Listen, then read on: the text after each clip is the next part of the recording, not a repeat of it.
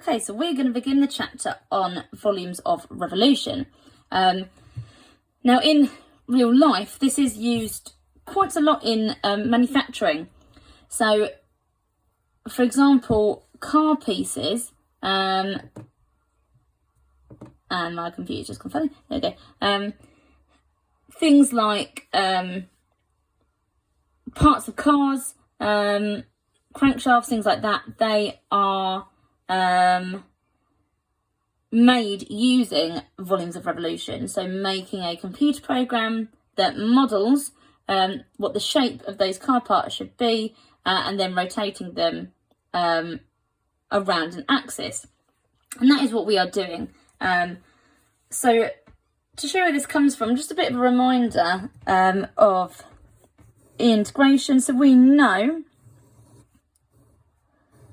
if I have this curve f of x and I wanted to work out the area between A and B,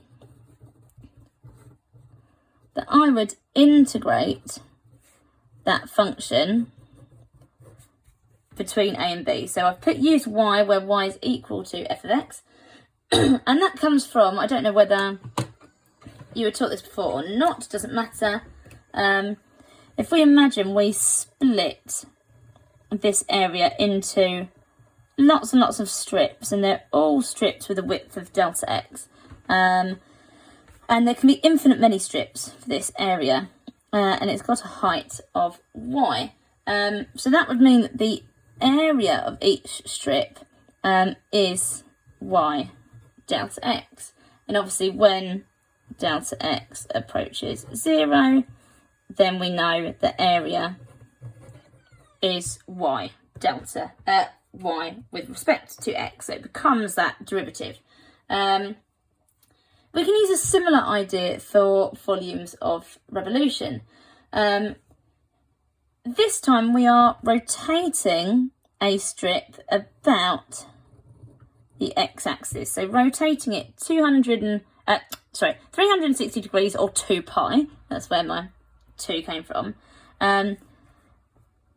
It says about the x-axis. And if you imagine that we were to draw that, I'll try and draw it out, but it is rubbish, so I apologise now. So if you imagine that this is the strip, and this shape that gets rotated round, I told you it was rubbish, is a solid cylinder.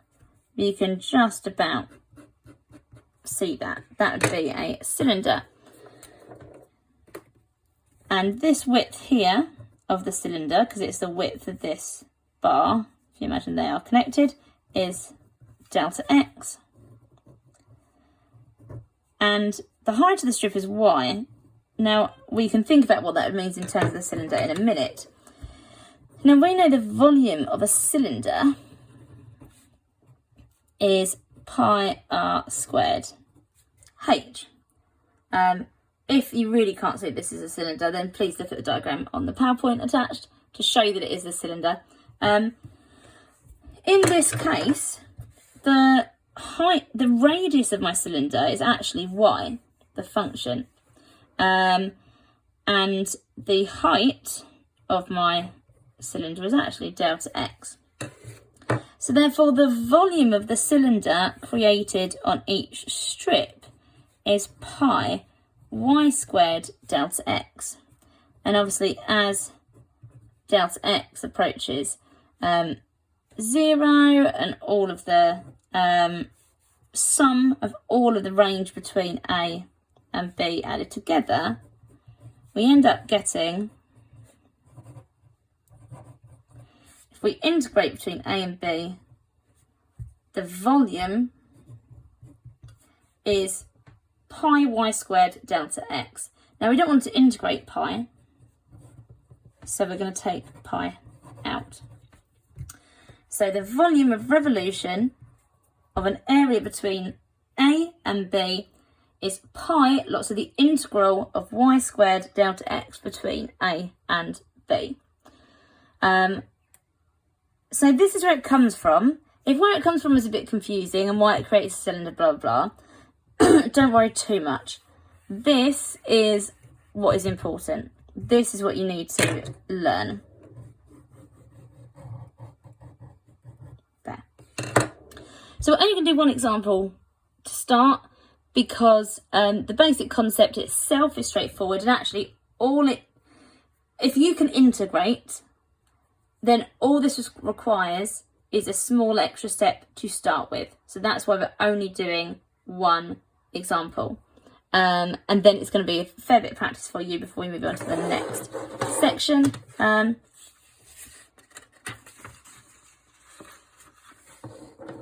So, example number 1. So the diagram that you're given, I'll obviously sketch it out here,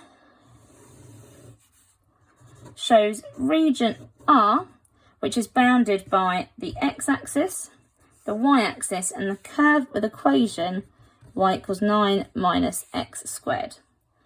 The region is rotated 2 pi radians about the x-axis. Find the exact volume of the solid generated. So we know that we're going to be using volume is equal to pi between a, b, y squared delta x. I know that y is equal to 9 minus x squared. I know that a must be 0 because my region is bounded between the y-axis and the x-axis. But I don't know what my b value is going to be yet. I know it's on my x-axis, so I know that y is equal to 0.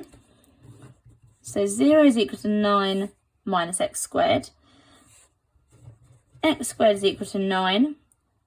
And I know that x must be equal to 3 because x is greater than 0, because clearly we're on the positive x-axis. So I now know that b is equal to 3. Perfect. So now I'm going to actually start doing my integration. So my volume of revolution is pi, that's the integral 0, 3 of 9 minus x squared with respect to x. So that becomes, so I'm just going to expand this. So 9 minus x squared times 9 minus x squared.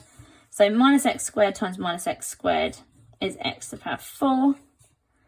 9 lots of negative x squared plus another one, or minus another one, is minus 18x squared, and then 9 times 9 is 81. So that's equal to pi, so I'm going to actually integrate that. X to the power 5 over 5 minus, well, it would be 18x cubed over 3, but I know that the 18 and 3 cancel to leave me 6x cubed plus 81x between 0 and 3. You can do that if you want to work it out, but you obviously are welcome to do more lines of working. I just don't want to go onto more piece of paper, basically. So now I can do my substitution. So substitute 3. 3 to the power 5 over 5 minus 6 lots of 3 cubed plus 81 times by 3. Subtract, well, I could substitute 0 into all of them, but 0 to the power of 5 over 5 is going to be 0, 6 lots of 0 will be 0, 81 lots of 0 will be 0, so the whole thing will be 0. So 3 to the power of 5 over 5 is 243 over 5, minus 3 cubed is 27 times 6 is 162, plus 81 times 3 is 243, and that simplifies to 648 over 5, obviously multiplied by pi. So 648 over 5 pi. It says it wants the exact answer. So therefore that is our exact volume. So that is it, really. It's only going to get harder to start with slightly harder integration, which is why I gave you so much revision last week. So lots of practice, and then I'll move you on to the next sections of that shortly.